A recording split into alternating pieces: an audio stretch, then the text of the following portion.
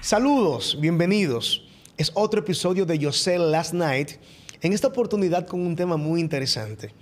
En los últimos años ha habido un incremento en todo el mundo de autismo y esto nos llama a reflexión, nos llama a investigación y nos llama a debate. Están con nosotros compartiendo dos personas que admiro mucho. Está el señor Fausto Hernández, que es un investigador acerca del autismo, y también está la psicóloga Yanelfry Beltré, que tiene un máster y un doctorado en psicología clínica y tiene 5 centros que tienen que ver con el tratamiento de niños autistas. Buenos días, buenas tardes, buenas noches. ¿Cómo están? Buenas tardes. ¿Cómo se siente usted, Yanelfry? Muy bien, gracias a Dios. Usted es la directora de CIADIF. Así es. ¿CIADIF se encarga de qué? Nosotros somos un centro que trabaja con todos los trastornos de la conducta en general, desde la infancia, la primera infancia, ya hasta la edad adultez. Ustedes trabajan con niños con autismo. Así es, el 70% de nuestra población tiene autismo. Doctor, doctor Fausto, me salió muy orgánico, pero usted no es doctor, pero como ha sido un investigador de un tema clínico, bueno, pues me salió. ¿El autismo es un trastorno? Hay un problema de lenguaje ahí. ¿Por qué? Bueno, una cosa es estar dormido y otra cosa es estar durmiendo. Lo mismo que si tú te sacas la loto, tú estás rico, pero Pepín Corripio es rico. Entonces, el verbo importa mucho, la forma verbal. El autismo no es un trastorno. Hay trastorno dentro de todo el andamiaje de los procesos metabólicos que componen lo que nosotros conocemos como autismo. Entonces, no es un trastorno. ¿Qué es el autismo entonces? ¿Es una condición? Falso. Tú tienes la visión tradicional, y la visión tradicional siempre ha entendido que si usted tiene autismo, usted es autista, y eso es así para toda la vida. Y hay el postulado de que no tiene cura, probablemente usted va a necesitar asistencia para toda la vida, quizás no se eduque, algunos no hablan y todo ese tipo de situaciones concretas en cada caso. Hay un postulado también, es que cada caso de autismo es único. Sin embargo, cuando vamos al abordaje terapéutico, el abordaje terapéutico es idéntico para todo el niño o el individuo que llegue con autismo frente al terapéutico. Y eso, de alguna manera, lo que te da una probabilidad de acierto en el abordaje terapéutico con el caso en donde el andamiaje terapéutico coincida con la situación clínica del niño. Pero me llama mucho la atención, Fausto, y tengo a Yanelfry aquí, que es psicóloga y trabaja con muchos niños, porque todo el tiempo, soy psicólogo también, pero quiero aprender en esta conversación. Todo el tiempo se ha hablado de que el autismo es parte de un espectro, que es un trastorno. ¿En qué se basa usted para poder decirme estas teorías? ¿Dónde está la base? Mira, tú tienes un investigador que está en la Universidad de Ontario con 2 doctorados. Se llama el doctor Mattfei. Derek Mattfei, exactamente. Él dirige un centro de temas de autismo que lo financia el padre de una niña con autismo. La hipótesis que él maneja es que el autismo es una situación creada. ¿Creada? ¿Cómo creada? Sus investigaciones lo han llevado al nivel de entender el autismo como un problema generado por el exceso de ácido propiónico que producen una bacteria que se llama Clostridia difficile. De entrada, hay investigaciones donde han mostrado que en los niños que tienen autismo, tú tienes como 9 cepas diferentes de este tipo de patógenos con relación a los niños que no tienen autismo. De entrada, ¿qué es lo que le está diciendo? El exceso de ácido propiónico que esta bacteria están metiendo al organismo del niño, que está de alguna manera pasando tanto por el torrente sanguíneo como por el torrente linfático, llega al cerebro y eso está afectando el cerebro y todos los problemas cognitivos que se están observando.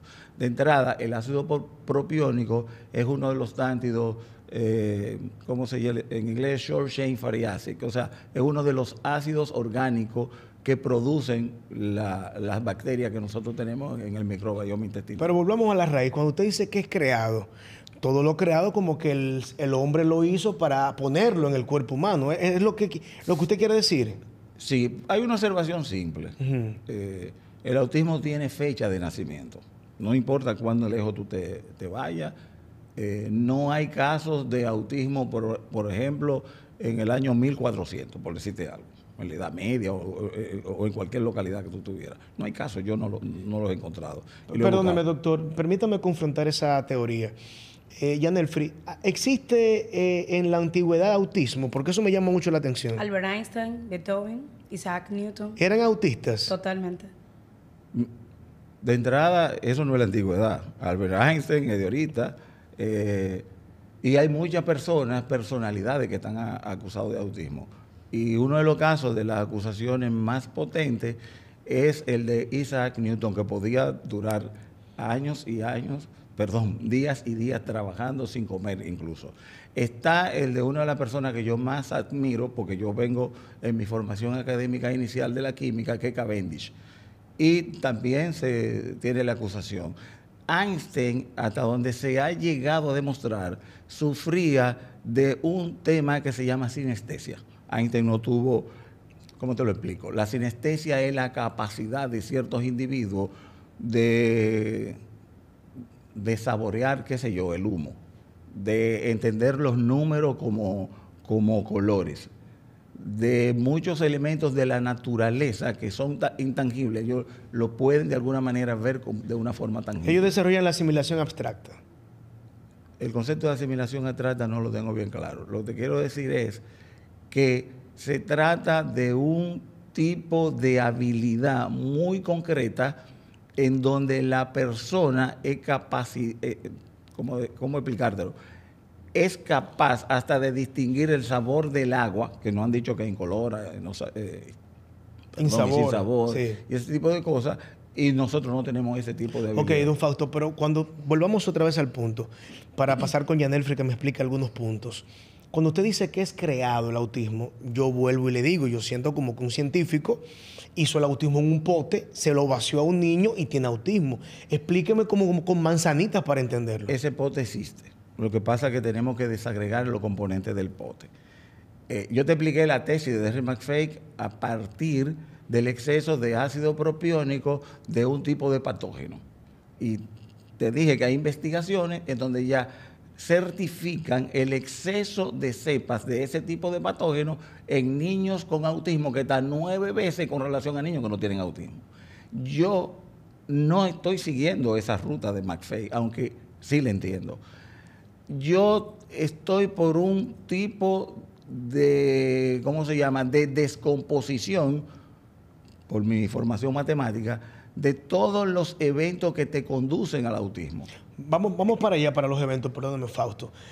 Yanelfrey, explíqueme usted qué es el autismo. Yo quisiera escuchar su teoría para poder confrontar con don Fausto, a ver a dónde podemos llegar. Vamos a explicarle ese paralelismo que usted ha explicado acerca de los eventos. ¿Qué es el autismo? ¿Es un espectro? De acuerdo al DSM-5, que es el Manual de Trastornos Estadísticos Mentales, el trastorno del espectro del autismo es un trastorno del neurodesarrollo que todavía no tiene una causa específica. Existen muchísimas variables, pero sí creemos que tiene sus bases genéticas o biológicas. Pero hasta ahora mismo no tiene una causa totalmente específica. ¿Se hereda el autismo? Se puede, claro que sí. Incluso tengo, bueno, yo puedo decir a cabalidad, porque tengo más de 2,000 niños en el centro, siempre hay alguien en la familia que posee la condición del autismo. Puede ser, y eso lo vemos en los hermanos mellizos o gemelar, o incluso cuando no tienen ningún, o sea, hermanos ya biológicos, que hay altas posibilidades de que si uno nace, el otro venga también con la misma condición. Doctora, hay una cosa importante. ¿Son niños autistas o niños que tienen autismo? Tienen autismo, porque es una condición, no es algo que lo define. ¿Se sana el autismo? No se sana porque no es una enfermedad. ¿Y por qué usted me comenta que se sana? Yo nunca he hablado de que cesárea. O que el niño y estoy sale. de acuerdo con la doctora. Ella ha dicho muy bien que no es una enfermedad. Y si chequea incluso algunos podcasts míos, especifican que el autismo ni es una enfermedad, ni es una condición. Pero se sale. Si fuera Fausto. una condición, naciera así. Y nadie ha diagnosticado a alguien con autismo antes de los 8 meses. Nadie. Todavía no hay un caso que yo conozca y la literatura creo que la tengo muy avanzada. Y hay otra cosa. Perdón, en ese mismo tema. No. Quiero mencionarte una investigación. Hay una investigación. Pero para lo de los 8 meses, Fausto, perdóname, para seguirlo ahí. Hay niños que nacen autistas. Fausto dice que a los 8 meses es que se diagnostica el autismo. Claro, en el paso del tiempo, un especialista que ya tenga vasta experiencia en el campo puede diagnosticar, es más, puede ver signos y síntomas como ese poco contacto visual, esa poca interacción con el adulto o con los que les rodean. O sea, por ejemplo, en mi caso, yo puedo claramente validar si hay características, pero esto no me puede decir claramente que hay un diagnóstico. Por eso incluso antes se decía que para el diagnóstico del trastorno del espectro del autismo teníamos que esperar hasta los 3 años. Pero un especialista con vasta experiencia pudiera hacerlo mucho antes del año. ¿Por qué usted apunta a 8 meses? Me llama la atención. Yo te digo que no hay diagnóstico a ¿Y ese por qué a los tiempo. 8 meses entonces comienza a verse? No, tú puedes ver lo que dice la doctora, tú puedes ver algunas pistas, digamos. Y el tema del contacto visual, que lo pierde o ese tipo de eventos. Pero yo te quiero aclarar una cosa. Sí. Hay un investigador, el doctor Michael, no me acuerdo bien el nombre ahora, pero te lo explico ahora. Él tiene la tesis, o hizo la investigación, de prevenir autismo. Y si el autismo es prevenible, entonces es recuperable. O sea, una cuestión es que cuando hablamos de curar o de sanar, estamos hablando de una enfermedad. Y yo estoy de acuerdo con la doctora que el autismo no es una enfermedad. De lo que hablamos es de la superación del diagnóstico.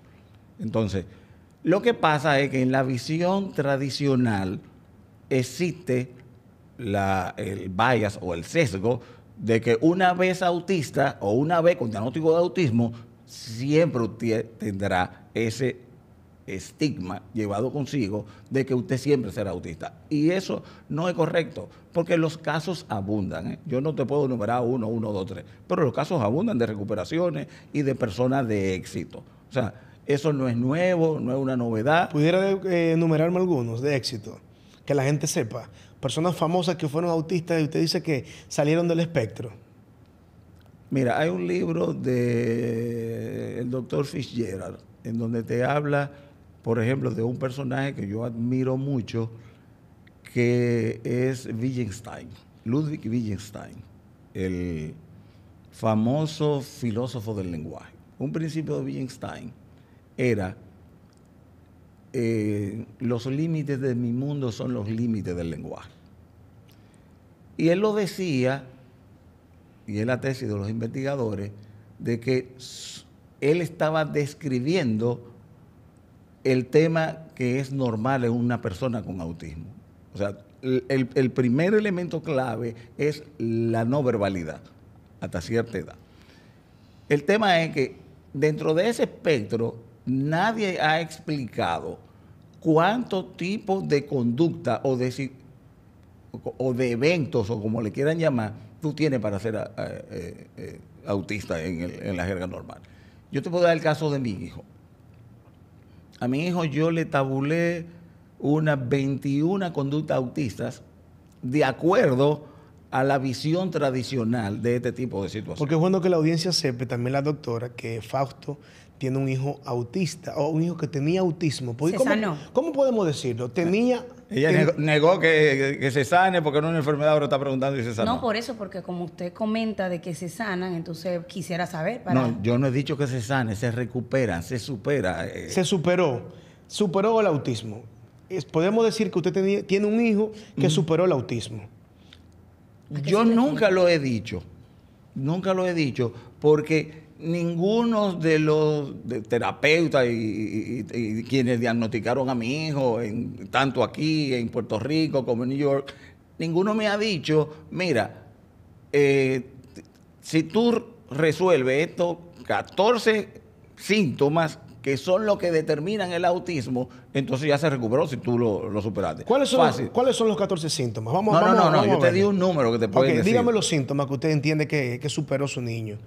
Que es un testimonio. Es que es un tema observacional. Para los terapeutas, todo tipo de forma de conducta de un niño que sea diferente a lo que ellos consideran que es neurotípico es conducta autista. ¿Me entiendes? Podemos enumerarlo para que la gente entienda, por favor. Dígame, ¿qué cosas usted vio en su niño de chico cuando dijeron que tenía autismo que hoy de repente no tiene? Yo no la vi porque yo no estaba entrenado. La vieron en el colegio, la psicóloga. Dígame qué vieron en el colegio. Que se alarmó, dijo, él caminaba en puntilla, exacto, aleteaba, era no verbal, no tenía contacto visual, no se relacionaba con niños, no jugaba como juegan los niños con los juguetes y todo ese tipo de eventos. Si yo te enseño un video de mi hijo ahora y no te digo que ese era el niño que tenía autismo, tú no lo puedes detectar. ¿En qué momento él comenzó a tener contacto visual? Primero, acordemos en qué momento empezó a tener contacto visual. Lo primero es que un niño, desde que nace 2 meses y que se ríe con el padre porque le hace cierta moriqueta y ese tipo, siempre lo está mirando a los ojos. El contacto visual es un identificador de nuestra forma de socializar. Así es. Mi hijo la perdió. ¿En qué momento la perdió? Mi hijo la perdió cuando tenía como 7, 8 meses. ¿Y qué usted entiende? ¿Por qué perdió? ¿Por qué usted entiende que lo perdió? Quizás no hay un porqué directo, sino que hay un conjunto de eventos. Primero, ojalá y este programa después te digan las personas que tienen niños con autismo si yo estoy diciendo falacia o no. Mira, en toda la cadena de eventos que tú tienes con autismo, primero, hay un evento que es en el periodo de gestación de la madre. Tú buscas a la madre, le ponen varios pinchazos que tienen que ver con cierta... Con prevenciones de enfermedades. De tipo de enfermedades. A un niño que ya tiene 7 meses le han dado como 7 pinchazos. Y en esos pinchazos va de alguna manera la inoculación de una sobrecarga de aluminio. El aluminio sobre todo se aloja en el hipocampo. Y ya eso está demostrado por el doctor Christopher Exley, que ha escrito más de 90 papers sobre el tema de autismo. Perdóneme, ¿usted conocía este tema, doctora, del aluminio? Que estamos diciendo la palabra pinchazos para que la audiencia entienda, porque la otra palabra no la podemos utilizar por una cuestión, pero ¿conocía esto de que acerca de los pinchazos que le dan a los niños, que antes eran menos, ahora son más, le cargan de aluminio? No. Eso ahora lo estoy escuchando. Lo está escuchando ahora. Bien, perfecto. Entonces, ¿qué es lo que hace el aluminio en el cuerpo del niño? Mira, el aluminio es el neurotóxico más potente que hay. Y el doctor Christopher Exley ha denominado la civilización actual la civilización del aluminio. Y está en lo correcto. En historia, a nosotros nos dieron la edad de piedra, la edad de bronce, la edad del hierro y ta. Ya casi estamos en la edad del silicio o la edad del hidrógeno. Él la llamó la edad a la civilización actual, ¿cómo se llama? La edad del aluminio. Porque tú tienes una sobrecarga ambiental del aluminio en los aviones, lo que disparan. Tú tienes los contenedores donde trasladan una serie de alimentos, está aluminio. En muchísimas de las, ¿cómo se llama? De las cremas que se ponen las mujeres, está el aluminio. Perdón. ¿Cómo se llama? En los desodorantes tú tienes aluminio. En el agua que venía por el ¿cómo se llama? El tap water, que la gente creía que en Estados Unidos se podía beber el agua directamente porque era buena y era de Estados Unidos. Hay contaminantes de aluminio. En las personas que fuman tienen contaminantes de aluminio. Y el aluminio ¿Usted está donde considera quiera. que un niño adquiere autismo por los pinchazos que recibe?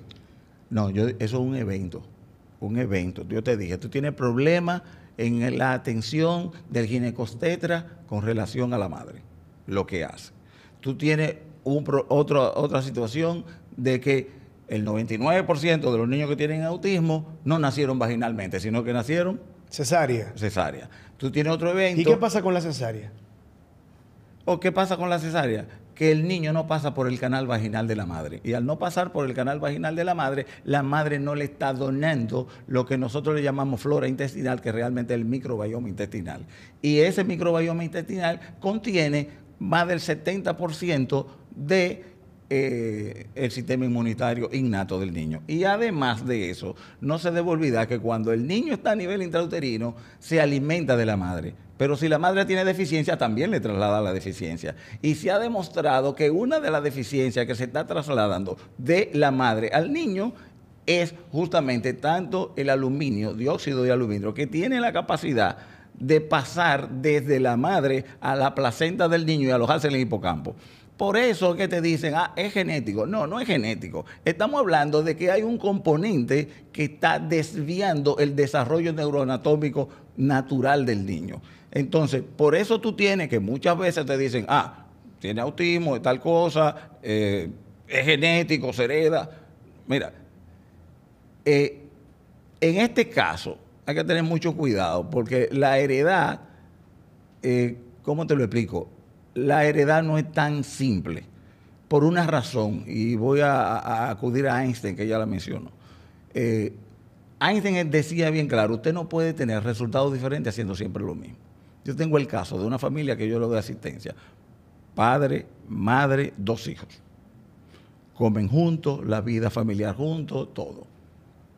Yo me sorprendí de que una de esas personas tuviera hipertensión, como le llaman. Bueno, hipertensión, tenía hipertensión la madre, tenía hipertensión el hermano y el padre. ¿A qué se debía? ¿La comida? Todo el ambiente.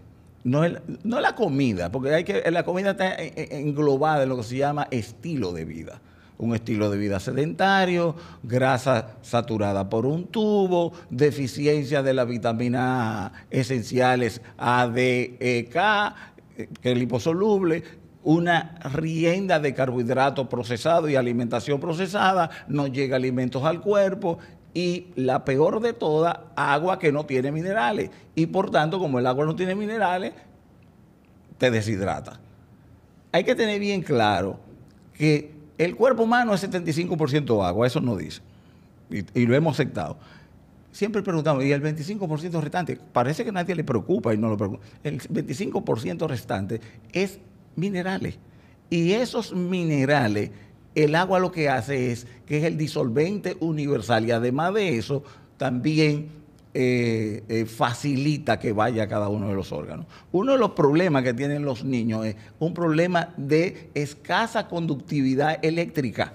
¿Por qué? Porque está deficiente en minerales, pues no le llega por la alimentación, se hacen monoalimenticios, sufren de otro tipo de fenómenos como son la constipación y ese tipo de cosas. Entonces, si el cerebro no está nutrido, no están llegando los nutrientes, no puede evolucionar o no puede madurar, que es el concepto neurológico. Aprovechando esa parte, Yanelfrey, ¿por qué los niños autistas o con autismo caminan en puntillas? Por lo general, por deficiencias en la parte sensorial.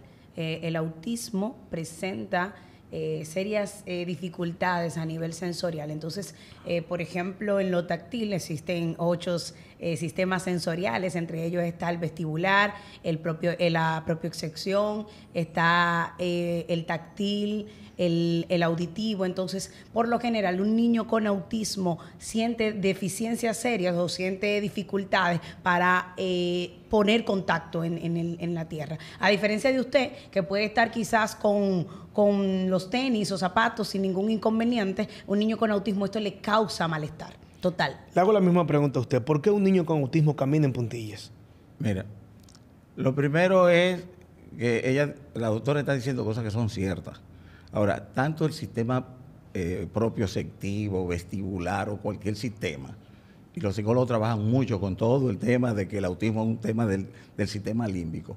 No importa el sistema del órgano del cuerpo que estemos hablando. Todos necesitan nutrientes. El cuerpo humano trabaja con vitaminas, minerales y aminoácidos. Eso no es un secreto, es así. yo te voy a hacer el siguiente ejemplo. Párate. Si me paro salgo del plano, pero si me paro, ¿qué pasara? No, Porque no me voy a ver. no, porque el tema es que veamos qué ocurre cuando usted camina en puntilla. Es incómodo, un poco incómodo. Sí, si te ponen puntilla y te pueden grabar sería interesante, porque tiene que ver el ejemplo. Yo me puedo parar aquí, chico, porque salgo del plano, pero entonces, Ok. ¿qué sería? Cuando tú te paras y te pones en puntilla, Sí, como ballet. exacto, los dos pliegues de la nalga se cierran. Cuando un niño está caminando en puntilla, él podrá tener autismo, pero no es tonto. Él está evitando hacer caca. ¿Y por qué lo está evitando? Porque él sabe que por ahí, por la caca, le están saliendo los ácidos orgánicos de cadena corta producidos por el exceso de patógenos que tienen en el microbioma intestinal, y eso le causa, no solamente cosor, le quema las nalguitas. O sea, muchos niños, y ya yo lo he hecho ese ejemplo con muchas madres, y me dicen, pero el terapeuta, el psiquiatra nunca me lo preguntó. Digo, mire, chequéle los pliegues del ano y a ver si ahí se le forma un anillo rojo. Sí, se le forma. Que se la pasa casi el día completo a un niño que camina en puntillas con deseo de defecar. Y entonces se está evitando esta parte. Con deseo de no defecar. Una cosa es que lo hace por ese motivo, pero también al momento siguiente tampoco quiere defecar. Él no quiere defecar nunca. Yo no estoy diciendo que necesite o que tenga el deseo de defecar, pero lo está evitando. Y ya eso es simple, ya esto se ha demostrado. O sea, cuando se ha hecho eso, nada más tiene que... Yo me he dado a más de 20 familias a hacer los análisis de ácidos orgánicos y de metales pesados. Todos salen con aluminio pesado, con aluminio, que no es metal pesado, pero aluminio elevadísimo, mercurio, y muchos salen con plomo.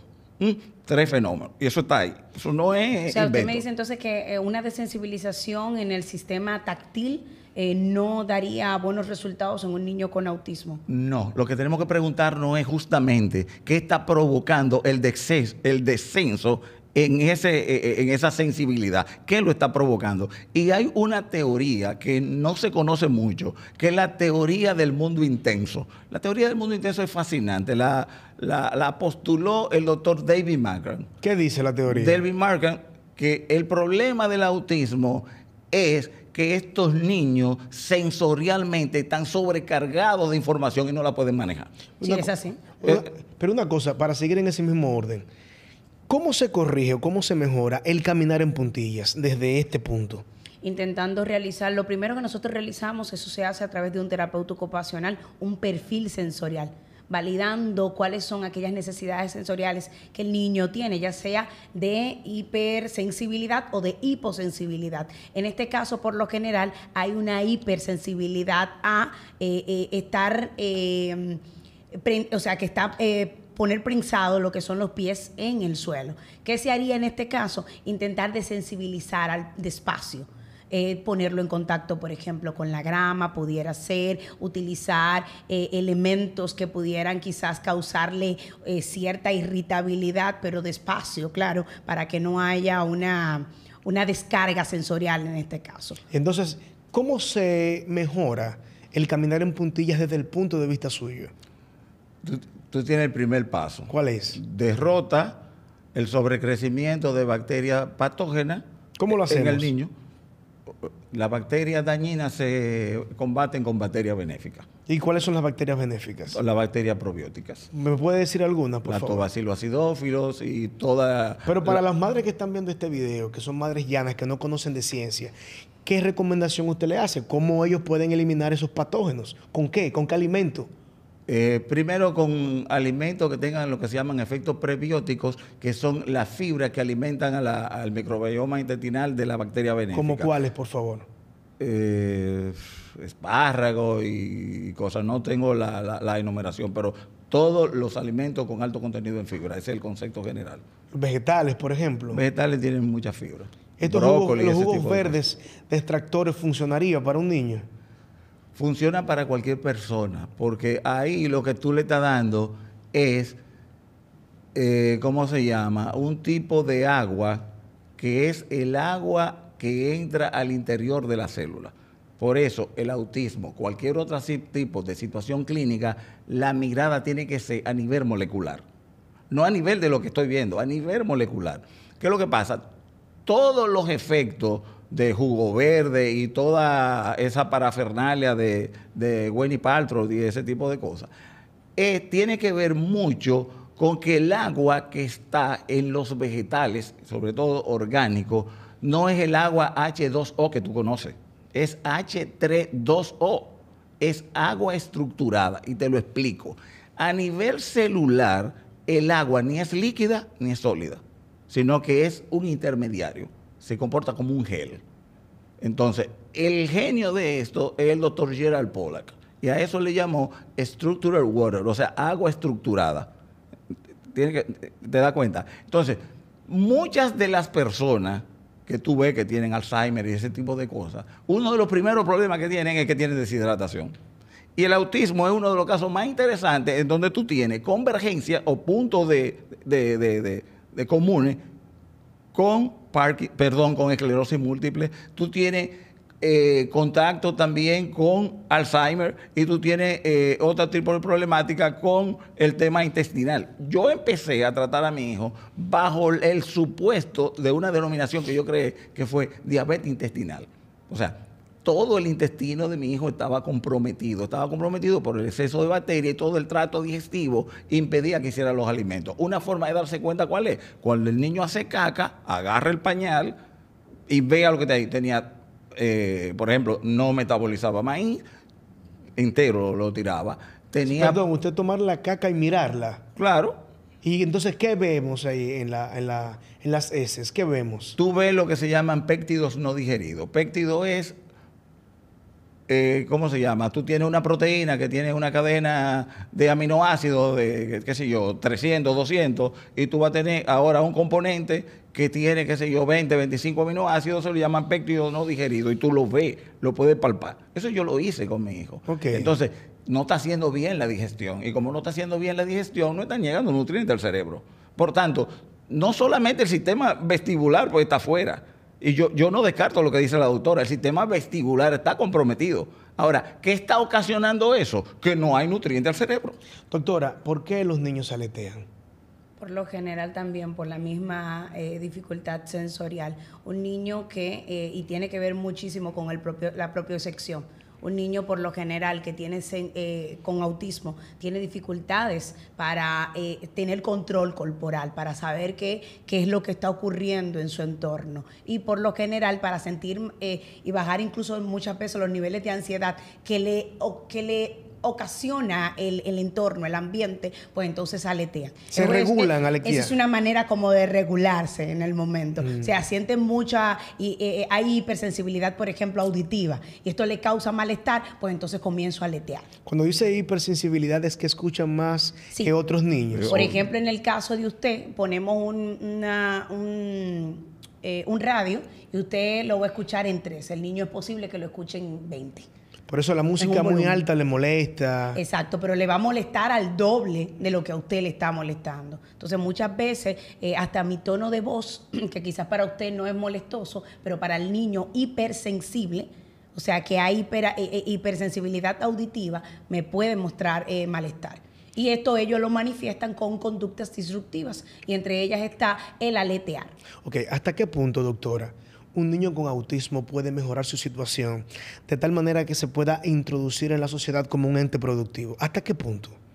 Muchísimo. Nosotros sí tenemos casos, y no solo 1 o 2, o sea, muchísimos casos de que el foco principal es trabajar para la independencia y autosuficiencia, trabajando, como le estuve comentando, con referente a un perfil sensorial, validar cuáles son aquellas necesidades que tiene el niño y nosotros realizar un plan de tratamiento basado en esas necesidades. Por ejemplo, muchas veces vemos a un niño en un supermercado, está en un ambiente que no es controlado, donde hay mucha bulla, donde tenemos también mucha gente y esto le causa malestar, pues entonces es posible que el niño me vaya a manifestar conductas disruptivas. ¿Qué hay que realizar? Intentar acomodar o tener en el niño lo que nosotros utilizamos es de sensibilizar despacito, a través de música, que se vaya adaptando a lo que es el ambiente, en lugar quizás de restringir estos espacios, irlos llevando despacito hasta que ya se adapte. Una preguntita. Si el ser humano no ha cambiado en su estructura molecular genética durante miles de años, ¿por qué hay un incremento de autismo en niños en esta generación? Yo también me he estado haciendo la pregunta, porque antes el autismo lo podíamos ver Eso era quizás esporádico. 1 de cada 2.000, pero ahora lo estamos viendo hasta de 1 de cada 40 niños. Hay un aumento. Y en Estados Unidos de realmente. 30. Sí. Yo en ocasiones me he puesto a pensar, y es lo que he calculado, que también hay una mayor conciencia sobre la condición. Antes, por ejemplo, nosotros veíamos un niño con autismo y le decíamos el loquito, el retrasado, o sea, lo veíamos el raro. Pero ahora ya vemos el autismo y decimos, espérame, ese niño presenta dificultades Sí, lingüísticas. Pero mire algo, doctora, y esto es muy personal. Yo estudié en una escuela pública, San Pablo Apóstol, Cristo Rey, y éramos 1.200 estudiantes, como las escuelas públicas son, 1.200 estudiantes. Y ese muchacho que usted dice, el loquito, el retardado, yo creo que había uno en la escuela completa. Uno. Ahora usted encuentra colegios llenos de niños con autistas. Hay un incremento de autismo en los niños. Entonces, me preocupa que analicemos por qué ese incremento está, porque el ser humano no ha cambiado. ¿Qué es lo que vamos a ver, qué es lo que ha cambiado, Fausto, doctora Beltré? ¿Qué ha cambiado en el mundo? ¿Qué ha hecho este incremento de autismo? O sea, desde su punto de vista, ¿qué usted entiende? Porque yo no creo que sea que lo identifiquemos solamente. Porque Lo que usted sucede, mire, se lo digo porque yo trabajo también en un hospital.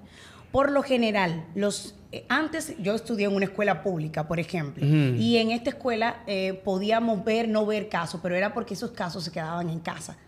Por ejemplo, en el caso mío, que trabajo en un hospital público, de 200 casos que yo veo en la semana, un ejemplo, quizás 2 con autismo. ¿Dónde están? Y existen, pero ¿dónde están? Están en su casa. Los dejan en su casa. Entonces, a diferencia del lugar privado, que es CIADI, entonces ahí yo veo de 100 casos, veo 70. Perfecto. Entonces, ¿usted considera que no ha habido un incremento? Eso yo recomiendo que deberíamos analizarlo, pero creo que hay también una mayor conciencia. Ya la gente conoce lo que es el autismo. Ya la gente sabe lo que es el autismo y por lo tanto dice, no, espérame, aquí hay posibilidades de un autismo, a diferencia de antes. Lo escondían. Ya como que la gente ya lo está viendo, o sea, ya se está adaptando a esto. ¿Ha habido un incremento, Fausto, de autismo? Bueno, si tú tomas las estadísticas del CD Centers, te vas a encontrar que en los años 70 mandaba por 1 sobre 100, digamos. En los 80 eso pasa a 1 sobre 56 y ahora tú tienes 1 sobre 30, qué sé yo. ¿Y qué ha pasado Pero entonces, Fausto? ha pasado muchas cosas. Primero está el estilo de vida y otra serie de componentes. Todo ha cambiado, la misma naturaleza ha cambiado y otros fenómenos también han cambiado. Pero resulta que uno viene oyendo, yo tengo ya 10 años oyendo la historia de que antes había la misma cantidad de niños con autismo, lo que pasa es que ahora hay mejores métodos de diagnosticación, ese tipo de cosas. Pero como yo vengo de la matemática, yo soy muy dado a hacer la comparación. ¿Cuándo fue que tuvimos conciencia del autismo? Hace 20 años. Mire, si lo vemos hace 20 años, voy a tener que en los últimos 2 años, en los últimos 2 de los 20, yo tengo niños de 2 y 3 años, ¿verdad? Tengo una cantidad de niños que tienen autismo. Digamos que tú tienes 100. En una población determinada, tú tienes 100 niños con autismo de 2 a 3 años. Entonces, la idea que te están vendiendo es que existe la misma cantidad de antes, que no ha variado nada, que eso ha existido siempre. Entonces, yo debería tener niños de 22 a 23 años que ya están en proceso de adultez, que tienen autismo. ¿Dónde están? ¿Están escondidos también eso? No. No pueden venderme la idea tan simple de que siempre ha existido esa misma cantidad. Hay otro tema también, y yo lo oí yo voy a todos los eventos donde se habla. Fausto, pero déjame contarte. Pero para que siga y que la doctora me entienda esto y la audiencia. Este contenido simplemente es a favor de los niños. Sí, así es. Claramente. Este contenido es a favor de los niños, independientemente que Fausto tenga una posición Sí, así y que la doctora Beltré tenga otra posición. Es lo que yo entiendo No, de y lo he que visto estamos mucho haciendo. respeto por parte de Fausto. Sí, esto es a favor de los niños. Y eso que usted dice de la edad adulta me llama mucho la atención, eso sí. doctora. Deberíamos verlo. Me llama mucho La la misma atención. cantidad de 2 a 3 años deberíamos verlo Porque ahí. esos que estaban escondidos entonces debieron ser adultos Pero hoy. mire, de verdad, es algo que me he estado preguntando y también quisiera como que lo pudiéramos analizar. Y se lo digo porque yo trabajo en los dos sectores. Yo trabajo en el sector público y trabajo en el sector privado. Y en el sector público, ¿qué ocurre? ¿Por qué de 100 casos, quizá uno, o de 200 casos, quizás 2 niños tengo con autismo y sin embargo en el sector privado, entonces, o es que el autismo es Las clases la sociales. clase social? Eso es algo que tengo que preguntarme. Yo le voy a dar la respuesta a eso que también lo estudié. Recuérdate que yo, a pesar de que renuncié, a veces me llega y tengo que empezar como economista. Cuando yo empecé a estudiar el tema, el caso, sobre todo el tema, porque estoy afectado con el tema de mi hijo, una de las investigaciones más bellas e interesantes que yo vi es de un economista de la Universidad de Cornell. Determinó estadísticamente, con toda esa elegancia formal de la econometría que manejan los economistas, que había mayor riesgo de un niño con autismo a medida que se incrementa el ingreso de la persona. O sea, el autismo parecía que era un fenómeno de familia muy rica.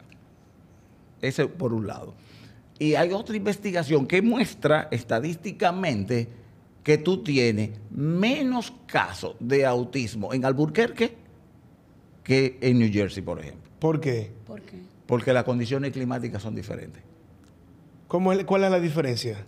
Tú tienes en un lado Albuquerque, hay sol, mucho sol. Mucho sol. New Jersey es la parte más fría de todo el este de los Estados Unidos. Y entonces, ¿Te das cuenta? ¿En New Jersey había menos o más? Más casos. Donde hay mayor nivel de nubosidad, ahí tú tienes mayor incidencia de tema de autismo. Sí. Estadísticamente está ahí. ¿y qué será? ¿Por la toma de sol? La toma de sol es un evento y cuando me hablan de la heredad y de la genética, te voy a dar un dato. Uno de los nutrientes más poderosos es la vitamina D3. Y estamos acostumbrados a ver que los nutrientes entran por la boca. No, tú tienes nutrientes que entran por la nariz, como el oxígeno. Tú tienes nutrientes que entran por la piel, como la vitamina D3, Exacto. que se forma con los rayos ultravioleta B a partir del ergosterol de la piel, ¿verdad? Entonces, la vitamina D3 está en todas las investigaciones ahí. La vitamina D3 incide en la activación de cuando menos el 5% de tu genética. Si tú aplicas el 5% o 23,000 genes que tú tienes, ya sabrás. Por tanto, cuando te dice eso es genético, yo lo puedo interpretar que es uno de los genes que activa la vitamina D3 que está desactivado. Y cada vez que tú ves un caso sobre la supuesta genética, tú te das cuenta que el gen es distinto. La doctora mencionó un caso sobre gemelo o mellizo y caso. Yo tengo un caso en Santiago, gemelos idénticos, homocigóticos. Para Sí, claro. Que sí, le comprendo. uno tiene autismo y el otro no. Sí, es así. Yo tengo el caso Claro que sí. de un taller que yo ofrecí en Santiago. Yo tengo. El otro tema. ¿Y a qué se debe eso entonces, Fausto? Porque imagino que gemelos con la misma ropita, la misma comida, salían el mismo día. O sea, ¿para qué se debe? Yo no te tengo una explicación así como directa de eso. Y volviendo atrás, el tema de... No, pero déjame decirte algo también con relación a algo que es muy importante. ¿Por qué la tasa de autismo es de 4-1 niños con relación a niñas? Y en algunos casos 5-1. ¿Por qué esa proporción? Perdón, ¿que hay más niños que niñas? Sí, es así. 4-1 la ¿Es así, relación. doctora? Es así, totalmente. Sí. Estadísticamente tú agarras cualquier población y ese evento se da. ¿Y por qué es eso? Ah, muy bien. Sucede que las mujeres tienen una hormona que se llama estrógeno. Nosotros no tenemos ese tipo de hormona. Pero ¿qué hace el estrógeno en el cuerpo de la madre? El estrógeno de alguna manera activa la vitamina D3 y defiende a la niña de los mismos eventos que puede tener un niño. Y eso no es tan sencillo. Entonces, ¿quién explicó esto? El doctor John Jacob Canel, que escribió uno de los papers más maravilloso sobre la explicación del autismo. Lo que pasa es que John Jacob Canel está en un hospital de segunda categoría en los Estados Unidos, en un pueblito que se llama Atascadero, que tiene en San Diego, y eso se conoce poco, como no es un científico de la comunidad no le da todo el mérito que él se merece. Y yo te voy a decir algo. Yo tuve contacto con John Jacob Canel, tengo los correos electrónicos. La única persona que me ayudó en el caso de mi hijo se llama John Jacob Canel. ¿Cuál es la recomendación le hizo John Jacob Canel a usted? Déjame explicarte. Ellos abrieron, él dirige el Vitamin D Council, ¿cómo se llama? La ONG de la vitamina D3. Yo estaba conectado y yo recibía todos los papers que se publicaran con vitamina D3 en el planeta. Yo los recibía. Todavía sigo recibiendo. Entonces, lo que John Jacob abrió una posibilidad de que tenían fondos para que ciertas familias pudieran hacer esos fondos y fueran allá, a San Diego. Yo participé, pero cuando yo mandé, me dije, mira, ya no tenemos el cupo cubierto, ¿cómo se llama? El asistente de él, assistant sheet de él, me dice, mira, lo que podemos es hablar con el doctor Canel y que por correo electrónico te dé varias consultas. Digo, no, pero para mí eso es fabuloso porque yo no tengo nada y eso para mí es grandioso. Y yo empecé a decirle al doctor lo que yo estaba haciendo. Cuando le explico lo que yo estaba haciendo, lo primero que me dijo es keep doing. O sea, síguete esforzando en eso. Y fueron cosas muy simples. Pero ¿qué estaba haciendo para que la audiencia sepa? ¿Qué hacía? Yo estaba empezando a darle, ¿cómo se llama? Suplementos de vitamina D3 a mi hijo, que además de eso se tenía que ver con los cofactores de vitamina D3 para que se metabolice, que es la vitamina K2 y magnesio. Y mi hijo, con yo elevar el nivel de vitamina D3 en sangre, mi hijo tenía 19 y eso era deficiencia crónica. O sea que cuando nació probablemente tenía 8 o 9. Si tú te pones a correlacionar también vitamina D3 con incidencia de cáncer, te vas a dar cuenta que la gente que tiene cáncer tiene la vitamina D3 en el suelo. Pero yo no quiero hablar de cáncer ahora. Entonces, ¿qué pasó? Yo le expliqué lo que estaba haciendo y él me dijo, no, sigue, o sea, push. Tienes que llevar a tu hijo a un rango no menor de 90 nanogramos por mililitro de sangre. Una tarea titánica. Yo a mi hijo lo llevé como en 6 meses. ¿Qué le daba usted? Sol, terapia de sol. Sol. ¿Qué cantidad de sol? Eso es gratis. ¿Qué cantidad? Bueno, yo soy prieto, pero mi hijo es claro por ¿Qué cantidad? Yo le daba a mi hijo alrededor de 35 minutos de sol 2 veces a la semana. ¿A qué hora? Al mediodía. ¿Y por qué al mediodía si se dice que es cancerígeno? Eso se dice siempre eso. Mira, yo soy de campo y a eso a veces le dicen embuste. Mira qué es lo que pasa. Yo tengo un amigo que le dio, que tiene cáncer de piel. Diagnosticado con cáncer de piel. Y la oncóloga le recomendó, de Estados Unidos la oncóloga, le recomendó no tomar sol. Un día fuimos a la playa y mi hijo y yo estábamos en el agua y él no se podía poner sol. Entonces, yo me le eché a reír. Digo, pero ven acá, tú te estás pensionando de tu trabajo, tú tienes 25 años saliendo a las 7:30 y llegando a las 6 de la tarde de tu casa. ¿Dónde diablo que tú has tomado sol para tener un melanoma producido por el sol? Ven, tú tienes otro caso, el de Gladiator, ¿cómo se llama? El actor ese. Melanoma. Russell Crowe. Exacto. Melanoma. ¿A qué hora tomaba sol? El tanning que hacen todos los turistas de 9 de la mañana a 11 de la mañana. ¿Qué tipo de rayos solares son esos? Son rayos ultravioleta A. Esos rayos ultravioleta tienen, y yo vengo de la industria de telecomunicaciones, y ya tú estás en ese tema, tienen una longitud de onda mayor que la longitud de onda de los rayos ultravioleta B. Por tanto, si tienen mayor longitud de onda, si uno es así, el otro es así, cuando se meten a la piel penetran más profundamente. Entonces, al mediodía es que hay que tomar sol. Al mediodía tú necesitarías como 35 minutos de sol al mediodía para que tu cuerpo pueda producir, qué sé yo, 400,000, 500,000 unidades de vitamina D3. Y cuando ponemos el niño al mediodía 35 minutos, ¿qué hacemos con ellos después? ¿Le bañamos, no le bañamos? ¿Qué hacemos con ellos? No, tú tienes que dejar que el cuerpo haga su propio proceso. El niño, cuando tú lo sometes a helioterapia, que es ese tipo de terapia, tú sencillamente le bañas las partes pudendas y lo deja, solamente lo baña con agua, toda la parte expuesta al sol. Eso te toma de 48 a 72 horas para que el cuerpo haga la ruta completa. Los rayos ultravioleta B, tomados por el ergosterol de la piel, que es colesterol, entonces se convierten en vitamina D. Eso después el cuerpo lo manda al hígado y en el hígado se hidroxila, el proceso químico que se llama así, hidrolización. Y después de eso se almacena en los riñones como calcitriol, que es la forma activa de la vitamina D3. O sea que eso es gratis. Y déjame explicar, porque la doctora explicó el tema de la sensorialidad. Mi hijo no era hipersensible, era hiposensible. Ok. Okay. ¿Cuál es la diferencia? La diferencia es que mi hijo no tenía resistencia al dolor, por llamarlo así. Mi hijo se golpeaba, caminaba, y no se daba un tacazo y no Y sentía seguía. nada. Hay un chiste muy bueno que con una amiga de trabajo, una vez que jugar topi con el niño, digo, no ponga porque te va a dar un tacazo. Y Exacto. le dio un tacazo y él no sentía nada. Caminaba por la puerta, tenía algo de hipotonia del tema, porque, porque la estructura muscular estaba falta de la vitamina D3 para, Sí. ¿cómo se llama? Para llevar el magnesio, para llevar el calcio donde debe ir y todo ese tipo de cosas. En el camino yo tuve que aprender todo eso. Entonces yo tuve un libro que se llama Children with a Starving Brain, de la doctora Jacqueline McCallum. ¿Qué pasó? Que ahí había instrucciones precisas de que, mira, tú lo que tienes es un niño con el cerebro hambriento. No están llegando los nutrientes porque el tracto digestivo está deprimido, tiene el sistema inmune fuera de juego y ese tipo de cosas. Y empecé todo ese proceso. Mi hijo pasó por lo que han pasado las madres con muchísimos hijos. Mi hijo era monoalimenticio.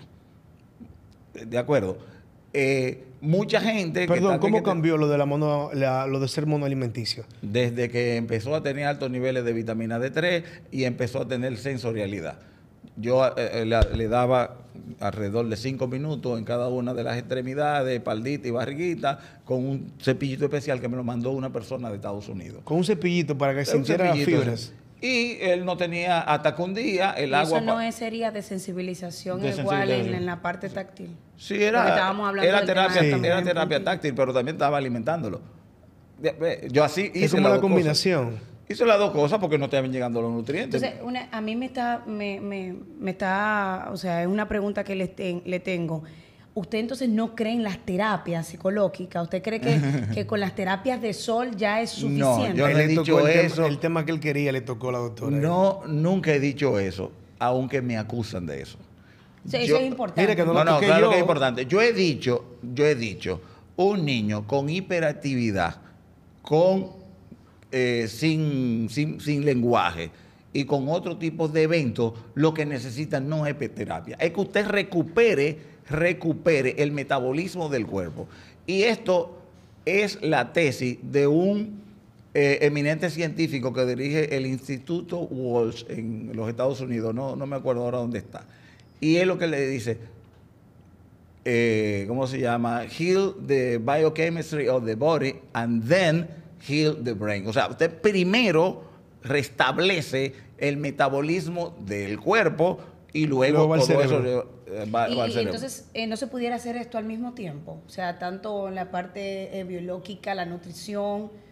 Mira, hay algo sencillo. Y también terapéutico. Uno no duerme y se baña al mismo tiempo. Las cosas llevan paso. Lo mismo. Uno no aprendió a caminar hasta cierta edad. No empezó a hablar hasta cierta edad. No empieza a comer alimentos sólidos hasta cierta edad. Hay procesos que hay que cumplir. Entonces, a mí sí me gustaría, porque de verdad estoy bien... No, pero adelante. No, yo lo voy a decir. No, perdón, porque yo he sido acusado de eso. No, por eso estamos hablando acá. A mí me resultó curioso. Yo duré 18 meses en terapia con mi hijo. Yo llevaba 7,000 pesos todas las tardes, de lunes a viernes, más Kid Fitness los sábados, para gastarlo en la terapia.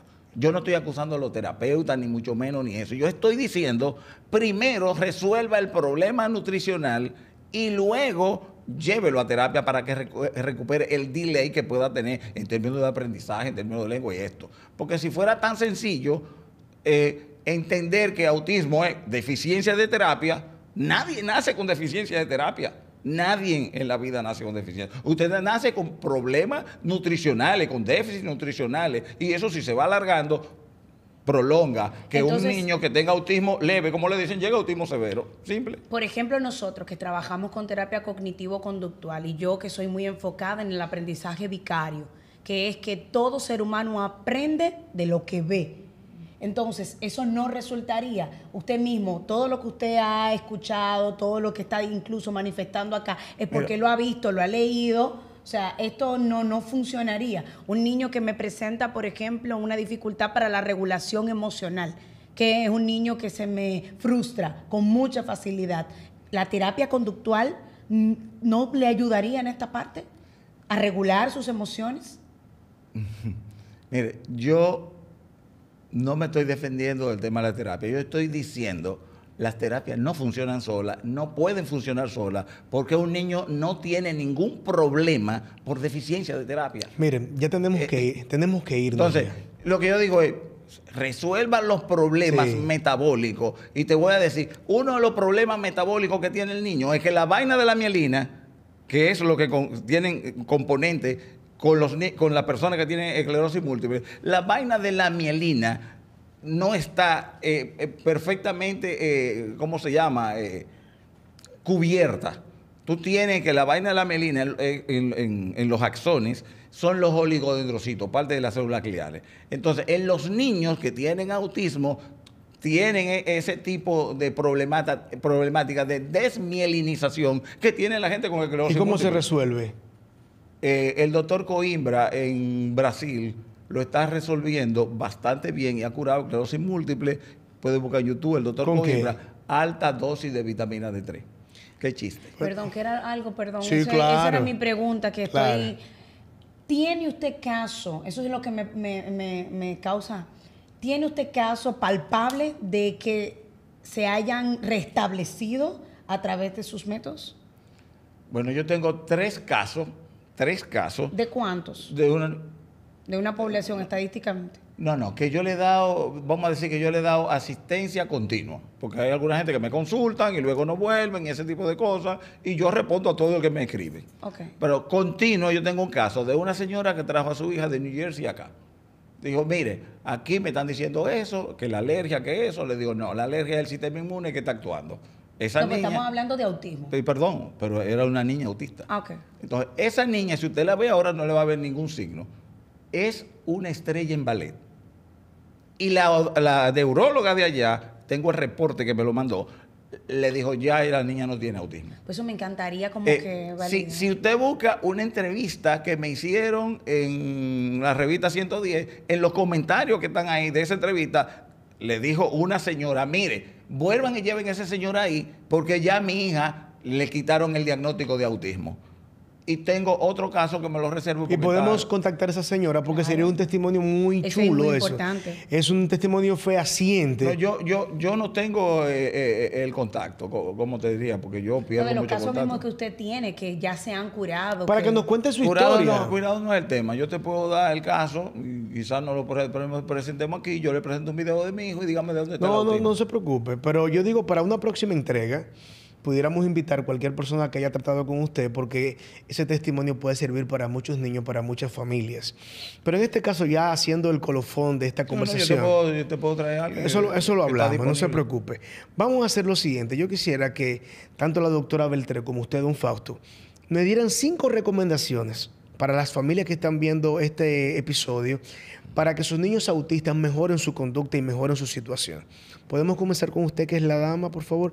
Esas 5 recomendaciones que las familias deben saber para que sus niños que tienen autismo puedan mejorar. Lo principal es intentar ser empáticos y ponernos en el lugar de ellos, entender todas estas variables, de que hay una descarga incluso sensorial. Si entendemos esto, entonces podemos entender quizás el porqué de muchas conductas disruptivas. Entonces siempre enfocarnos en reforzar aquellas conductas positivas. Por ejemplo, nosotros trabajamos con el método ABA. Entonces, intentar que si el niño manifiesta un comportamiento adecuado, pues entonces hay que reforzar de forma constante.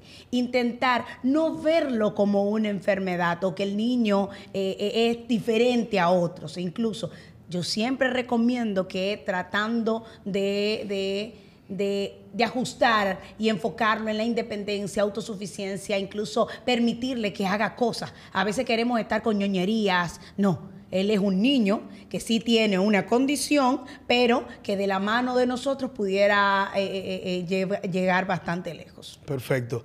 Doctor, dije doctor otra vez, don Fausto, un investigador que Dios nos ha regalado con este tema tan interesante.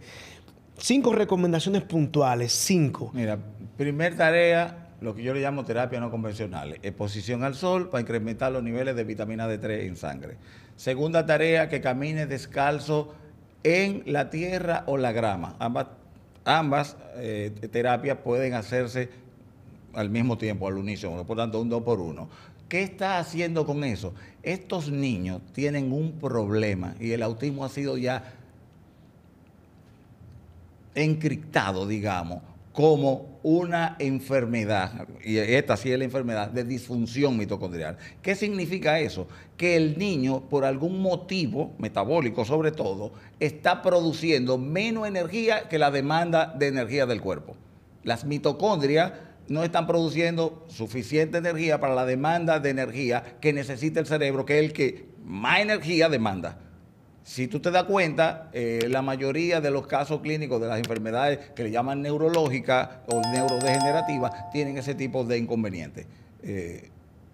Otro elemento, suficiente magnesio. El niño puede tener disrupción del sueño y puede tener problemas de magnesio. Además, el magnesio es clave para la reproducción celular.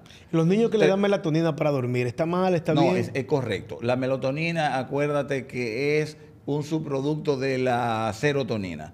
Y con exponerlo hasta el sol en la mañana y que no esté mucho en la pantalla, produce el cuerpo la serotonina que necesita. Pero necesita magnesio sobre todo, porque participa en, qué sé yo, más de 400 procesos enzimáticos, ese tipo de cosas.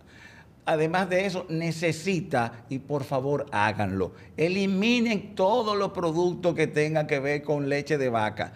Y la razón no es la leche per se, ¿Y qué? es que la leche está cargada de calcio y si no tiene los reguladores del calcio, el calcio puede estar realojándose en cualquier sitio y está causando disrupciones metabólicas.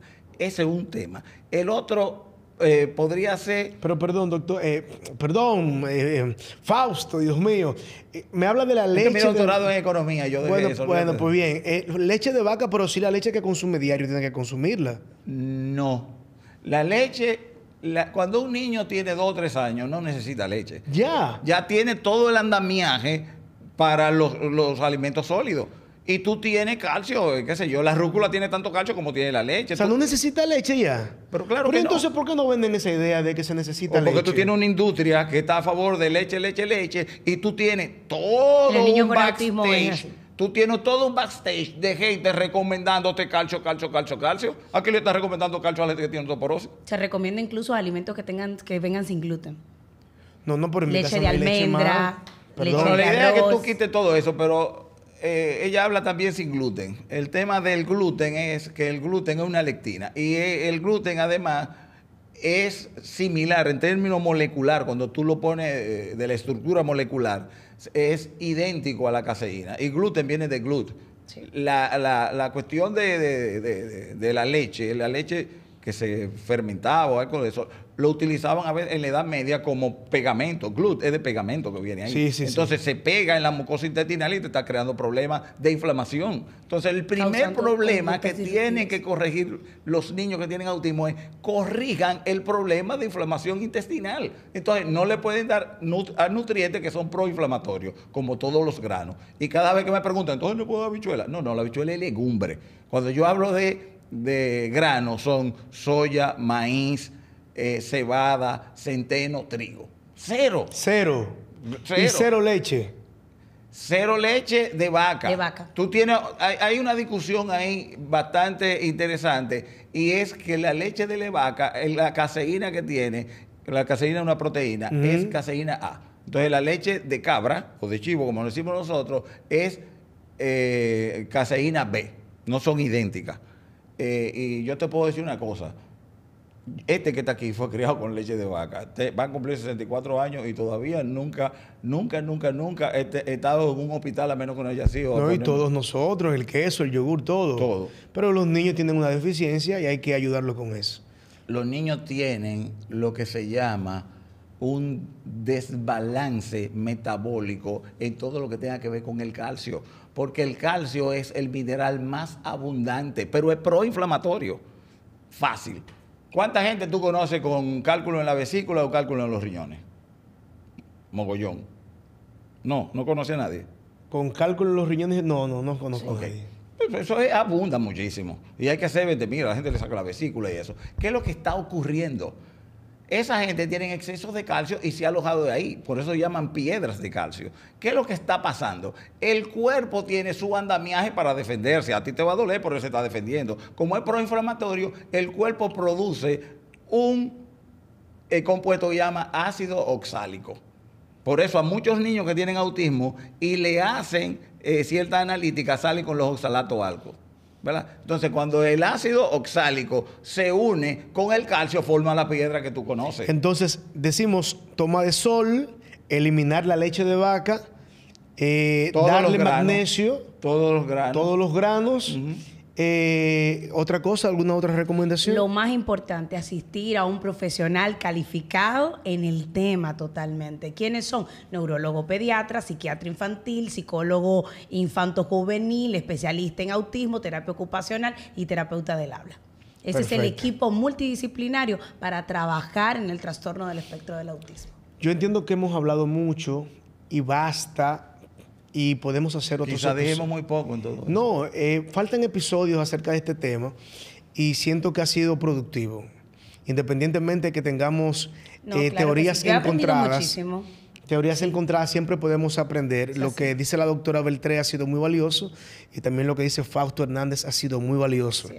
En definitiva, este es un episodio a favor de los niños que tienen autismo y a favor de las familias donde están estos niños azules. Se llaman niños azules, que estamos tratando de orientar a las familias con esta situación. Muchas gracias, don Fausto. Nos volvemos a ver pronto. No, gracias a usted. Muchas gracias, doctora Beltré. Gracias. Este ha sido un episodio más de Yosel Last Night. Nos vemos en la próxima.